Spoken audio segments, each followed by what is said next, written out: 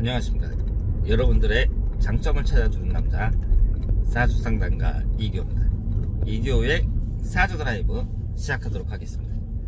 이 영상이 나가는 시간이 보통 아침이거든요. 아침에 출근하면서 영상을 보시는 분들도 많을 텐데요. 하루하루 즐겁게 보내시길 바랍니다.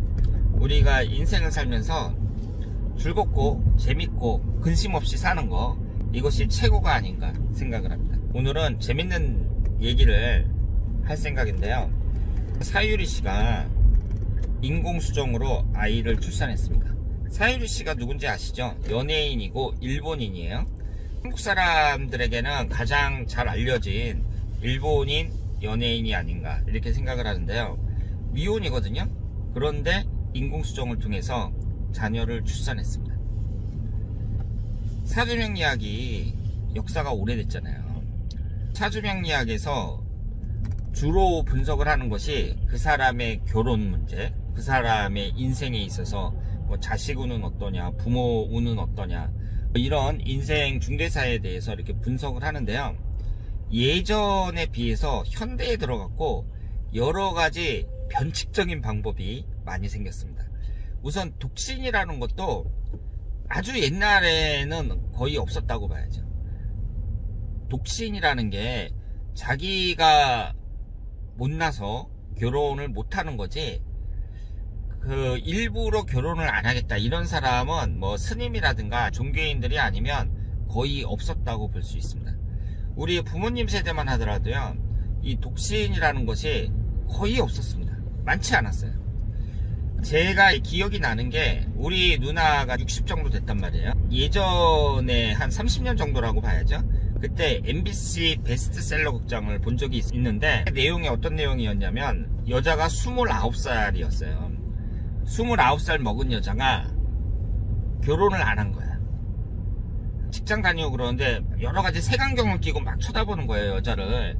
29살 먹은 여자가 결혼을 안 했을 때 얼마나 살기 힘든가, 이런 주제를 갖고 다룬 내용이었습니다. 초등학교 다닐 때인가 중학교 때인가 봤던 것 같아요. 30년이 넘었네요. 한 35년 정도 됐던 것 같습니다. 옛날에는요, 지금 60 정도 된 우리 누나의 경우에는 26살이 넘으면 여자는 결혼하기 어렵다, 뭐 이런 말이 있었어요. 결혼하는 연령이 계속 높아져가지고 지금은 30살 넘어서 오히려 40이 다 돼가지고 결혼을 하는 경우도 있습니다. 그만큼 세상이 많이 바뀌었다고 볼 수 있는데요. 이렇게 독신이라는 것도 긴 역사를 봤을 때에는 최근에 근대화되면서 독신으로 살겠다 뭐 선언을 하고 그랬지, 독신이라는 게 그렇게 흔한 것도 아니었어요. 요즘에 들어서는 이제 어떤 일까지 발생을 하냐면, 우선 딩크족이라는 게 있습니다. 딩크족들은 결혼을 해갖고 아이를 안 낳겠다는 거예요. 아이를 못 낳는 사람이 아니라 일부러 아이를 안 낳는 거예요. 그러니까 참 편하게 살겠다는 거죠. 아이를 낳아봤자 고생만 하고 힘드니까 왜 아이를 낳냐, 그냥 사랑하는 사람끼리 만나가지고 우리 둘만 즐기면서 인생을 살겠다. 만약에 세상 사람들이 전부 다 딩크족이 된다 그러면 인류의 앞날은 정말 깜깜하다고 봐야죠. 그리고 사유리 씨처럼 이렇게 인공수정을 통해서 아이를 낳는 경우가 있습니다. 그러면 이럴 경우에는 아이의 아빠가 없는 거잖아요. 그리고 사주 분석을 할 때 아이가 아빠 복이 있느냐 없느냐 이런 걸 볼 때에는 좀 어려운 문제라고 봐야죠. 우리가 일반적으로 사주를 분석할 때 아빠 복이 없다 그랬을 때에는 보통 아버지가 일찍 돌아가셨다든가, 아니면은 아버지가 제 역할을 못해서 내가 고생을 했다든가, 이런 걸 아빠 복이 없다고 하는데, 이렇게 인공수정을 통해서 나왔을 경우에는 아예 처음부터 없는 거잖아요. 이런 걸 갖다가 아빠 복이 없다고 봐야 되느냐, 이것도 좀 어려운 문제라고 볼 수 있습니다. 그리고 가장 변칙적인 그런 형태라고 볼 수 있는 것이 성전환 수술이라고 볼 수 있습니다. 성전환 수술이라는 것은 남자가 여자가 되고 여자가 남자가 되는 거잖아요. 이럴 경우에는 분석하는 데 있어서 어려운 점이 있다고 봐야죠. 사람들은 어떻게 해석을 하냐면요, 만약에 어떤 여자분이 35살에 성전환 수술을 해서 남자가 됐어요. 그러면 그때부터 대운을 반대로 봐야 된다, 이렇게 주장하고 있습니다. 남자하고 여자하고 큰 차이가 뭐예요? 대운이 정반대라는 거거든요. 그래서 수술해서 남자가 됐을 때 그때부터 대운을 반대로 봐야 된다, 이렇게 이제 해석을 하는데요. 이것은 상당히 복잡한 문제입니다. 대운도 물론 바뀌어야겠지만 남자하고 여자는 분석 자체가 다르거든요. 예를 들어서 관성운이다. 그러면 여자 입장에서는 관성운이 남편을 나타낸단 말이에요. 그런데 갑자기 여자가 남자로 변했으니까 그때부터는 이 관성운을 자식운으로 봐야 되는 거예요. 여러 가지로 어려운 문제다, 이렇게 볼 수 있습니다. 이런 방법이 우리가 이제 단순하게 생각했을 때는 성전환 수술한 사람은 그렇게 하면 되겠구나, 이렇게 생각을 할 수 있겠지만, 사주 분석이라는 게 뭐예요?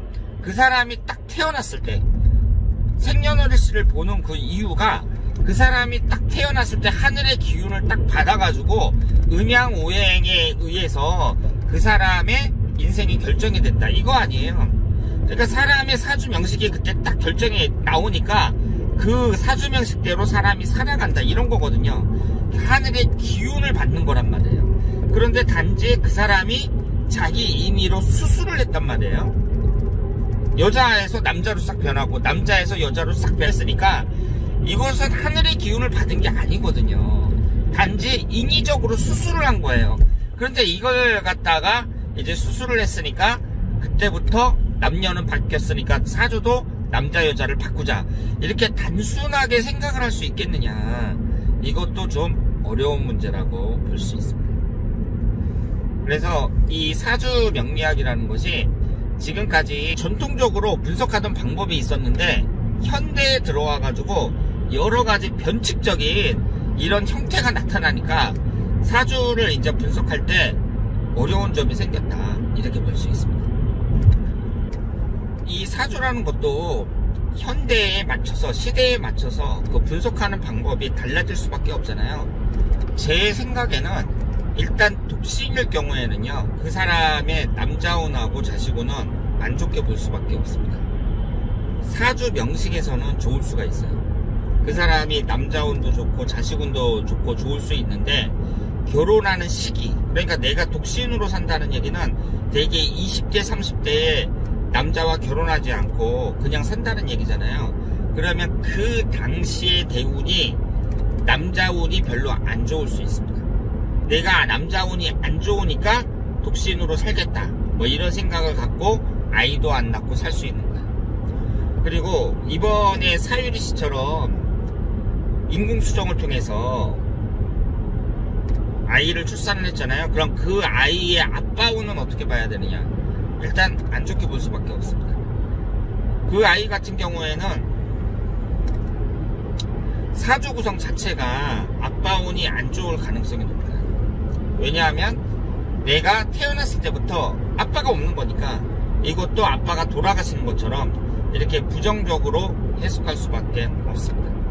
그리고 성전환 수술 같은 경우에는요, 지금 사람들이 사용하는 것처럼 그 사람이 35살에 여자에서 남자로 성전환 수술을 했다 그랬을 때에는 대운을 그때 기준으로 바꿔버리고 그때부터 남자 사주로 보는 수밖에 없다.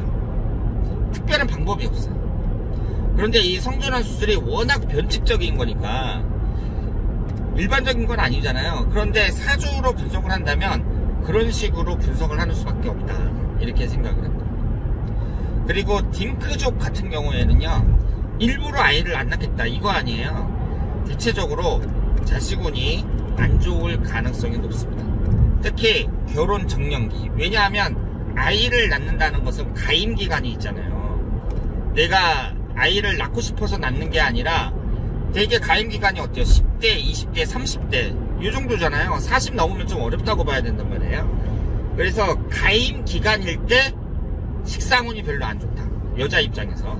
남자 입장에서 관성운이 안 좋다, 이렇게 해석을 할 수가 있습니다. 앞으로는 세상이 어떻게 바뀔지 몰라요. 사람들이 인공수정으로 자녀를 갖는 경우가 더 많이 늘어날 수도 있고, 그리고 딩크족처럼 그냥 뭐 자식들 키우지 않고 부부 2명만 살겠다, 뭐 이렇게 이제 사는 사람들이 늘어날 수도 있습니다.